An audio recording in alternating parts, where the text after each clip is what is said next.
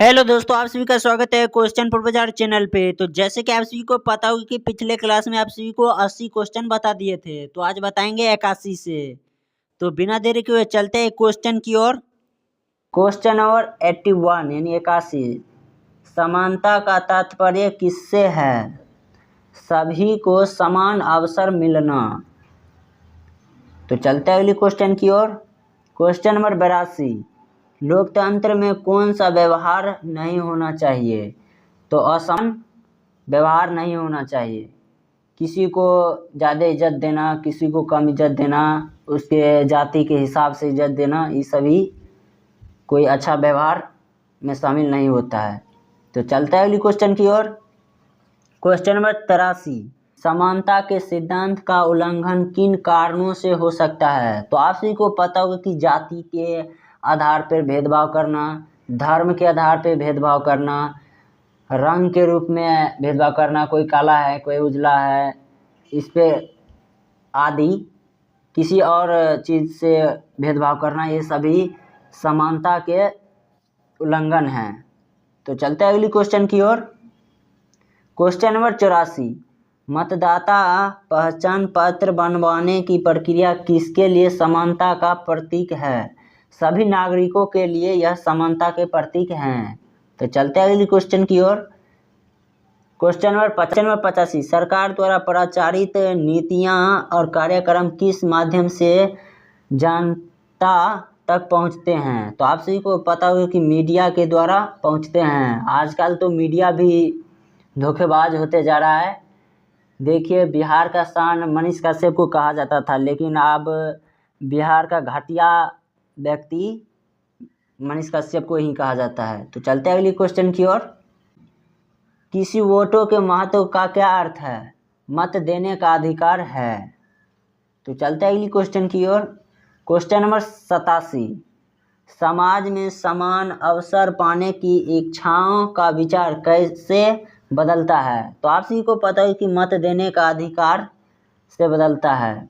तो चलते हैं अगली क्वेश्चन की ओर। Question number 88। सरकार किन 3 स्तरों पर काम करती है? तो स्थानीय, राज्य और केंद्र, यह तीनों पे काम करती है। तो चलते हैं अगली क्वेश्चन की ओर। Question number 89। राज्य स्तर पर सरकार कैसे कार्य करती है? तो राज्य विधानमंडल और मंत्रियों के माध्यम से कार्य करती है। तो चलते हैं अगली क्वेश्चन की ओर। विधायिका में सदस्यता प्राप्त करने के लिए क्या जरूरी है? तो आप सभी को पता है कि चुनाव जरूरी है। तो चलते हैं अगली क्वेश्चन की ओर। Question number 91। जो किसी भी पार्टी से बल्कि अपने दम पर चुनाव लड़ते हैं तो उन्हें क्या कहा जाता है? तो आप सभी को पता है कि उन्हें निर्दलीय उम्मीदवार कहा जाता है। तो चलते हैं अगली क्वेश्चन की ओर। Question number 92। ईवीएम का पूरा नाम क्या है? तो आप सभी को पता है कि इलेक्ट्रॉनिक वोटिंग मशीन है। तो चलते हैं अगली क्वेश्चन की ओर। Question number 93। चुनाव में बहुमत की आवश्यकता क्यों होती है? तो आप सभी को पता है सरकार बनने के लिए, लोकप्रियता सुनिश्चित करने के लिए, जनता की सेवा करने के लिए आवश्यकता होती है। तो चलते हैं अगली क्वेश्चन की ओर। Question number 94। बिहार विधानसभा में कुल कितने सदस्य होते हैं? तो आप सभी को पता हो कि 273 सदस्य होते हैं। तो चलते हैं अगली क्वेश्चन की ओर। Question number 95। बिहार सरकार बनने के लिए बहुमत में कितने विधायिका होने चाहिए? तो आप सभी को पता हो या ना हो, लेकिन 122 होने चाहिए। तो चलते हैं अगली क्वेश्चन की ओर। Question number 96। हिमाचल प्रदेश विधानसभा में कुल कितने सदस्य होते हैं? तो आप सभी को पता हो कि 68 होते हैं। तो चलते हैं अगली क्वेश्चन की ओर। Question number 97।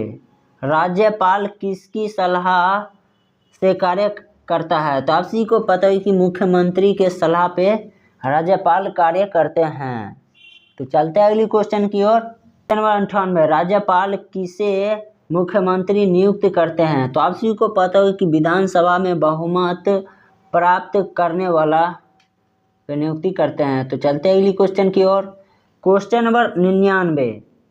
बिहार विधान परिषद में कुल कितने सीट हैं? तो आप सभी को पता हो कि 75 सीट हैं। तो चलते हैं अगली क्वेश्चन की ओर। क्वेश्चन नंबर 100 यानी 100।